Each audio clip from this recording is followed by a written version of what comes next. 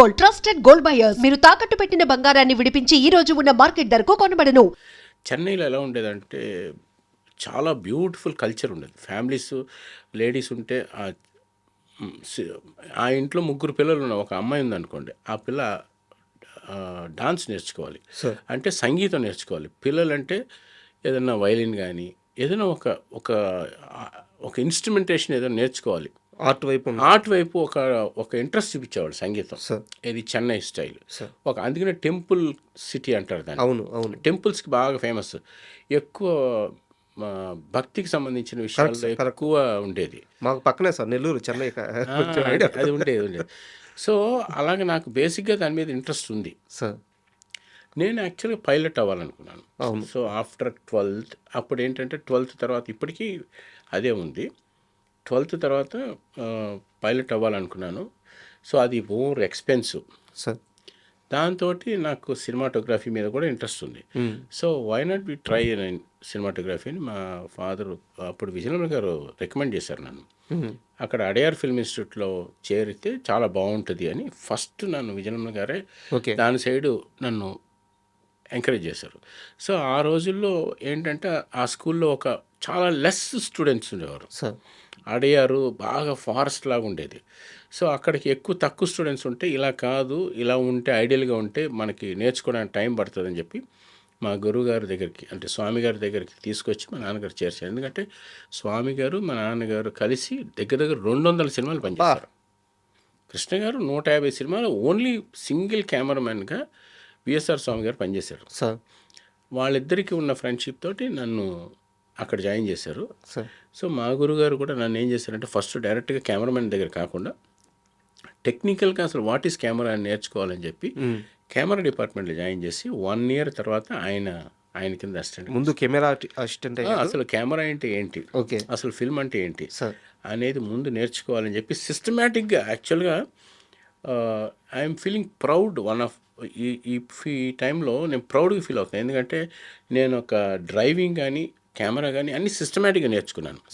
Procedure first camera అంటే ఏంటి, టెక్నికల్గా అసలు కెమెరా ఏం చేస్తుంది, ఏం చేయాలి, ఏం చేయకూడదు అనేది నేర్చుకున్న తర్వాత సినిమాటోగ్రఫీలోకి వచ్చాను. కానీ దట్ ఈస్ అ ప్రొసీజర్. మీది మామూలు అదృష్టం కాదు సార్. ఎందుకంటే స్వామి గారు అంటే ఆయన లెజెండరీ సినిమాటోగ్రాఫర్. ఆయన చేసిన సినిమాలు కానీ, ఆయన పనిచేసిన వాళ్ళు కానీ, బాబు గారి సినిమాలు చేశారు, విశ్వనాథ్ గారి సినిమాలు చేశారు, అప్పటి సీనియర్ హీరోలు అందరితో వర్క్ చేశారు. సో అలాంటి పెద్ద లెజెండరీ సినిమాటోగ్రాఫర్ దగ్గర మీరు ఓనమాలు నేర్చుకున్నారంటే అది జీవితం మొత్తంకి పనికొచ్చే పాఠాలు కదా. సో అందరికీ దక్కే అవకాశం కాదు అది. స్వామి గారు అంటే మా గురుగారు అంటే ఈజ్ లైక్ హాలీవుడ్ స్టాండర్డ్లో ఉండే కరెక్ట్ ఒక కెమెరామెన్. ఎందుకంటే ఆయన బ్లాక్ అండ్ వైట్ సినిమాల నుంచి సార్ అసాధ్యుడు అనే పిక్చర్ ఫస్ట్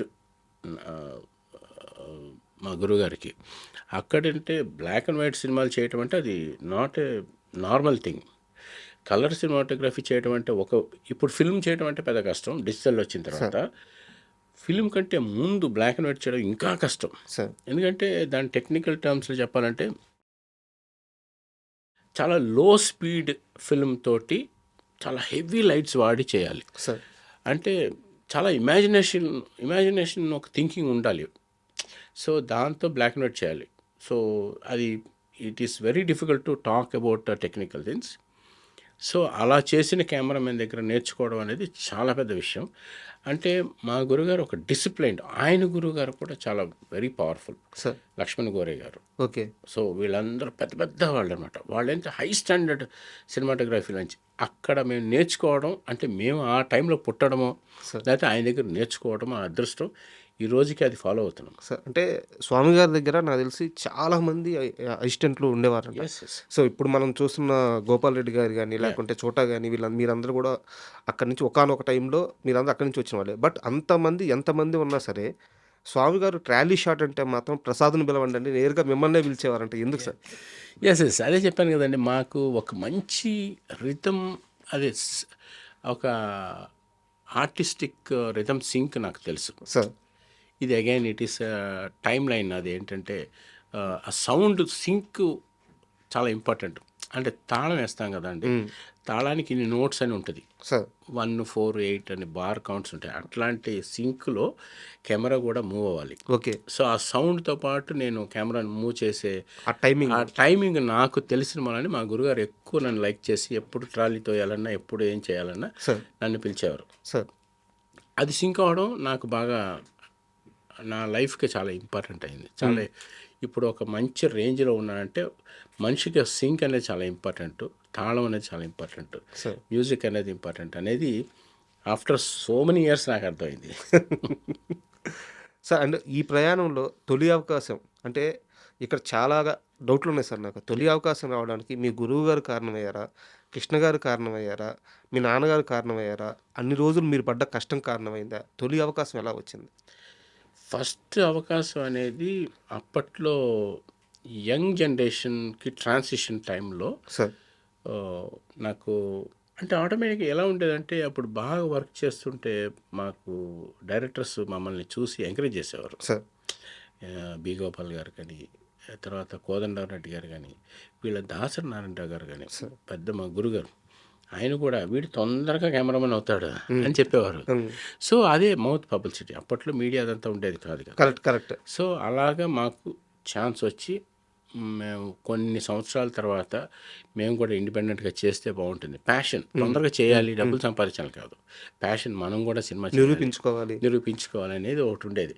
సో దానివల్ల ట్రై చేస్తున్నప్పుడు మన స్కిల్ని బట్టి మాకు సినిమా వచ్చేది.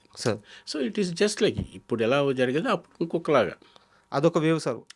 పలానా వ్యక్తి పని బాగా చేస్తున్నాడు, ఇండస్ట్రీలో ఒక టాక్. ఎస్, అలాంటిది వచ్చేది. ఇప్పుడు ఏ కెమెరామెన్ దగ్గర ఏ అసిస్టెంట్లు బాగా చేస్తున్నారని అనలైజ్ చేసేవాళ్ళు అప్పుడు. అర్థమైంది.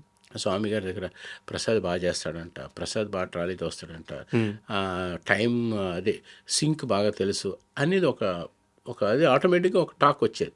దాన్ని బట్టే వాళ్ళ కెరీర్ డిసైడ్ అయ్యారు. Sir and me career start అయిన తర్వాత అంటే సారీ టు సే దిస్, చాలా సంవత్సరాలు మీకు ఒక పెద్ద హిట్ పడడానికి టైం పట్టింది సినిమాటోగ్రాఫర్. ఇంకా గట్టిగా మాట్లాడితే తెలుగు సినిమాల కంటే మీరు ముందు ఇంగ్లీష్ సినిమాలతో హిట్ కొట్టారు. యాక్చువల్గా ఫస్ట్ 1-2 సినిమాలు నాకు పెద్ద